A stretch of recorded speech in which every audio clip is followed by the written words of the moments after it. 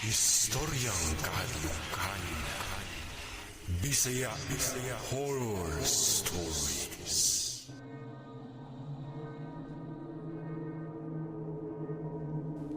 Maayong adlaw mga kaistorya ug sa mga nagsunod ani na channel. Nasad ko idalit sa inyo ha, kabahin sad sa akong kauban nga nahilambigit pud sa usa ka illegal nga binuhatan kaniadto. Napadala kini nako, sukad nakapaminaw ko sa istorya ni Tomas, kabahin atong taong sunog nga usa sa mga feature ani inyohang channel. Ipadala ko ninyo na masin na mabasahan kini ug unta mahatagan kini higayon sa pagnarit ang maong kaagi. Storya kini nga naagi panghitabo na wala damha tungod lang sa binuang na binuhatan. Hinungdan sa pagsangput pod sa wala damha niini nga katapusan. Sa ulahi ning istorya, adto ninyo mahibaw-an ang kapait sa niagumang panghitabo. Ang kaagi nga magsilbing leksyon dili lang kay nako, hasta pod siguro sa mga naminaw. Ug aron inyong masayran ang tanan, diri nako sugdan ang akong istorya.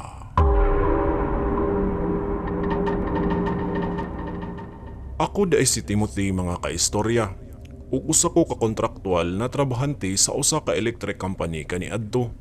Trabaho namo ang maglatag og mga wire paingon sa mga baryo o sitio nga wala pa maabti sa linya sa kuryente. Mga dapit na suotonon pa kayo tong panahon na, ug matawag nga layo pa kayo sa kabihasnan. Kami ang gitahasan sa paglinya sa mga wire paingon sa mga kabalayan, ug apil na pod ang mga poste nga maagian sa dapit. Naaday ko'y kauban sa trabaho ug itago lang nako sa pangalan nga Joel. Nahibaw-an na lang namo nga naaday kini illegal na ginabuhat si Joel maliban sa iyahang trabaho. Ang binuhatan niya mao ang mag-connect og illegal na kuryente sa mga balay-balay na iyahang maadtuan. Magpabayad kini si Joel sa iyang hagdo na residente ug pasikreto kini nga magsuroy-suroy og maniid sa mga tawo na pwede niyang ikatransaksyon. Ang buhaton pong pasasuod kaya ni Joel ug utropod kini niya nga kakonsabo, mag-survey kunuhay daw kini sila sa dapit. Unya, mangita kini sila kung unsay madala sa ilang offer. Igtimpo ting pamauli, magpaulahi kini sila kay di ay maglatag pa kinig wire unya pa sikreto nga ikonektar kini ang wire paingon sa poste. Laktod pagka-istorya, illegal jumper ang ilahang ginabuhat. Ang istorya na usa ka adlaw adto nga nakaadto daw sila og usa ka balay ug sa tan-aw nila wala daw kini koneksyon sa kuryente. Pag-adto daw nila, nakakita daw sila og usa ka babayi na medyo edad-edaran na ug sa ilang pagsukit-sukit ug pagpangutan na wala pa daw kini anak hasta pod kuno ba na. Ang meditali ni inig storya ang amigong suod ra pod ni Joel. Gipasakay-sakayan daw kini nilang Joel para mokagat daw sa ilahang offer. Apan kini si Joel, nitukar ang pagkauwagan ug naaday daotang tumong ngadto sa maong babayi. Milampos gid daw si Joel ato siyang gibuhat kay naay usa ka adlaw gisulti kini niya tanan siyang amigo. Naanay adlaw na ato na wala na miuban si Joel sa among trabaho. Nahibulong naman lang iyang amigo na kalagsik pa ni Joel dihang may duty pa atong miaging adlaw. Pero miingon kini nga galain daw iyang lawas diyang gihagad na sa among kauban para moadto na sa trabaho. Nagpasakit-sakit ra daw si Joel atong higayon na kay di ay naana di siya sala nga nabuhat. Nagpasumangi lang kini para dili ilang makaadto sa dapit kung asa to ang babayi nga iyahang napahimuslan. Sa among pagpangaog paniudto didto sa ilawom sa punuan sa mangga, naay midulog kalit ato na usa ka babayi ug nakaitom kini og sinina. Nahibulong naman lang mi ato nga gipangita niya si Joel diri sa amua. Ug unya, wala may nakatubag kung asa si Joel, namulong kini ug miingon sa amuang atubangan nga si Joel nakasala daw sa iyaha. Nahibulong mi ato kung ngano ingon atong iyang gipang istorya ug unsa pud kaha ang sala nga nabuhat ni Joel. Miluwat pa kini istorya nga magmahay ra unya daw si Joel sa iyang gibuhat. Mibahad ba kini nga mag-andam-andam na lang daw si Joel sa iyaha unyang mahiaguman.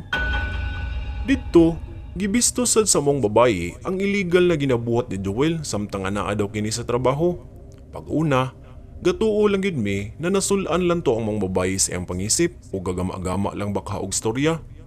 Kalit lang, gitudlo sa among babayi ang usa sa among mga kauban namo nga katong suod kaayo ni Joel.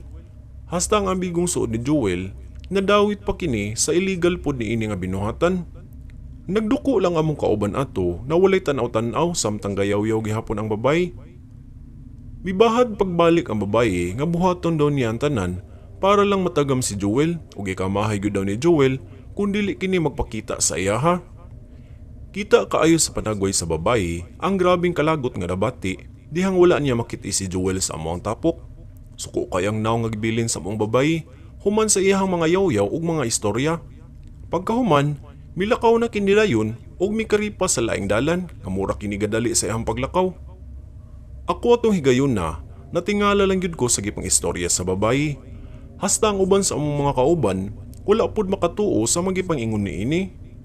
Wala sa gyud mi kahibalo na ingon ato dahil si Joel sa trabaho. Gipabulaanan, nga gabuhat daw kinig illegal, pero wala may nakapamatuod atong higayon na kay wala pa man say nakasakop sa ilang binuhatan. Human sa among pagpaniod to, na mahuway sa mi ato, ug didto, gihinabi na ako ang suod na amigo kaayo ni Joel. Nagigistorya ko kabahin sa babayi kaganiha. Didto, miingon ang amigo ni Joel na basi na daw bati na mahitabo kang Joel tungod sa gipanulti sa babayi. Wala sa gyud siya kahibalo kung asa na si Joel daw atong higayuna kay wala na kini mag-duty.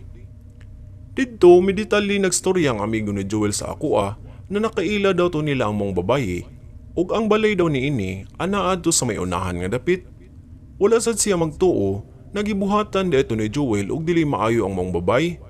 Miangkon sa daw si Joel sa iyaha nga nahilabdan gyud daw to niya ang mong babayi, mga pila ka semana ang milabay, sukad diri daw mi nga gi-assign. Wala ka tuwang amigo ni Joel nga milampos gyud si Joel sa iyang gibuhat. Mao siguro nga sangko kayo sa langit ang kasuko sa mong babayi. Wala gyud pud ko katuo kay medyo edad-edara na to ang mong babayi. Pero nadala pa gyud ay kini ni Joel sa iyahang mga pagpangatik. Fast forward, pila ka semana wala na gyud magpakita si Joel sa amoa sa trabaho. Mga pila ka adlaw pa ang milabay, nabalitaan na lang namo nga si Joel patay na daw kini. Wala na daw kini kinabuhi dihang napalgan didto sa usa ka sitio. Daghan ang nakuratan sa amoa kabahin sa nahitabo kang Joel ug sa kalit-kalit kaayo niini nga kamatayon. Ang istorya, pag miaging adlaw daw, naigi adto si Joel sa dapit o gabuhat sad kini sa iyang illegal na binuhatan. Milakaw daw kini sa ilaha, unya wala kini maghisgot kung asa kini moadto pung pa sa iyang igsuon.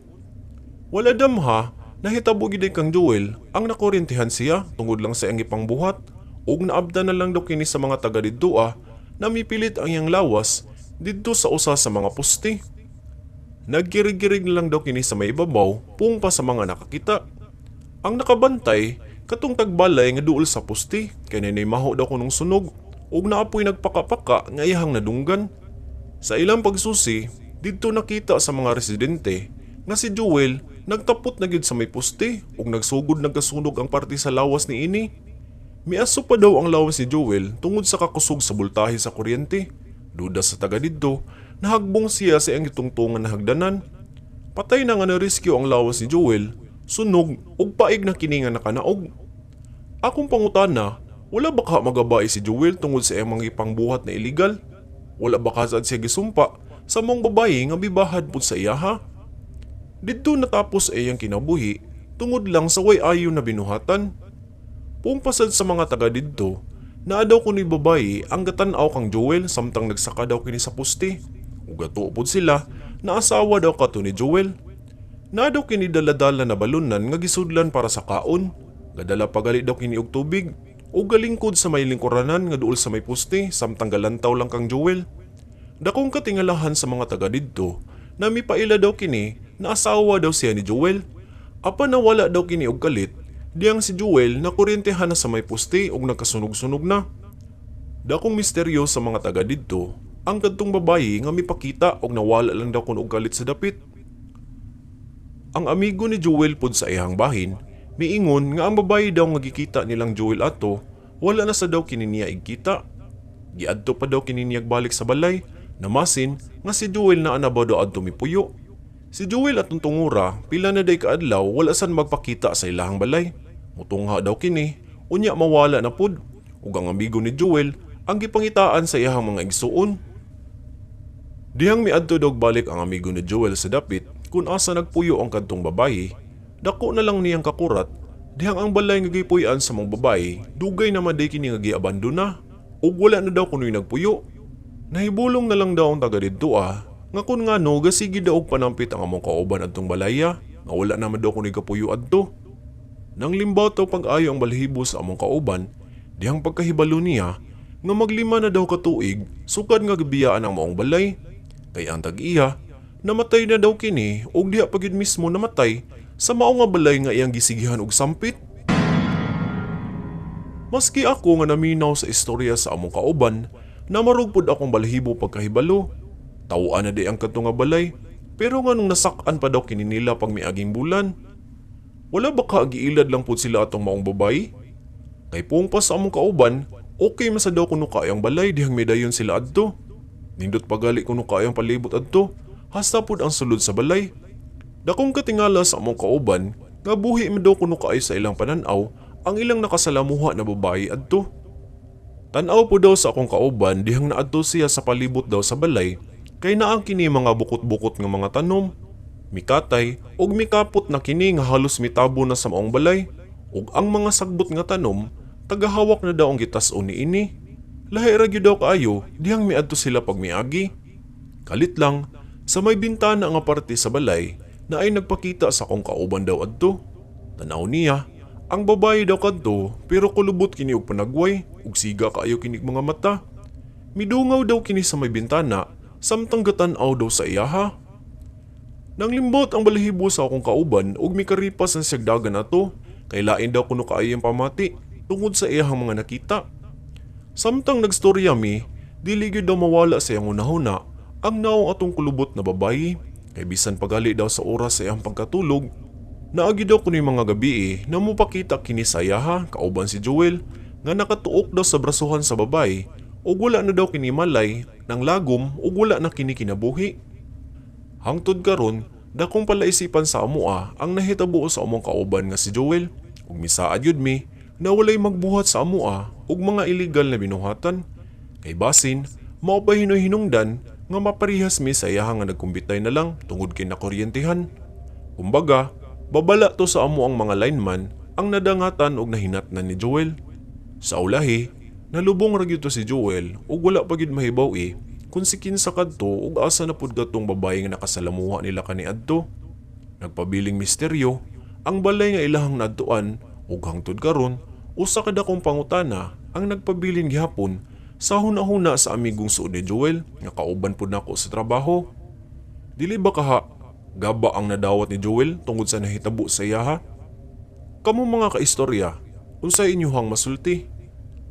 Karon, wala na ko atong trabaho pero gidala-dala gihapon ako ang pagtulunan nga naa gyud ay panghitabo na wala gyud damha tungod lang sa binuang na binuhatan, hinungdan sa pagsangput pod sa wala damha niini nga katapusan. Maora kadto Sir K og mga kaistorya ang makasagmuyo nga nahitabo sa ako ang kauban sa trabaho. Diri na lang kutob nga akong i-share na istorya sa inyo ha. Dalaygon ang Dios, kini si Timothy, ug maayong adlaw kanatong tanan.